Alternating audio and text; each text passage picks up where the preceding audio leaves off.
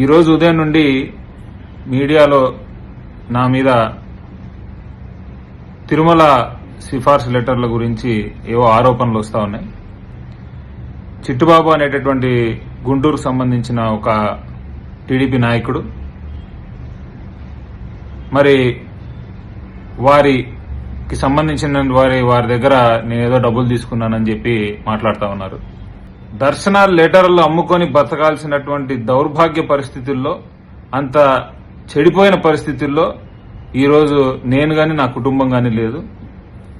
ఎప్పటి నుంచో ఒక బ్యూరోక్రటిక్ బ్యాక్గ్రౌండ్ నుంచి వచ్చినటువంటి వ్యక్తిని నేను. మా ఫాదర్ ఒక ఐఏఎస్ ఆఫీసర్. నేను అంతకంటే ఎక్కువ వాల్యూస్ తో బతికినటువంటి వాడిని. కేవలం కుప్పంలో చంద్రబాబు నాయుడు గారికి ధీటుగా నిలబడి పోటీ చేశామని, ఇంకా నిలబడి అక్కడ ఫైట్ చేస్తున్నామనే ఒకే ఒక కక్షతో ప్లీజ్ సబ్స్క్రైబ్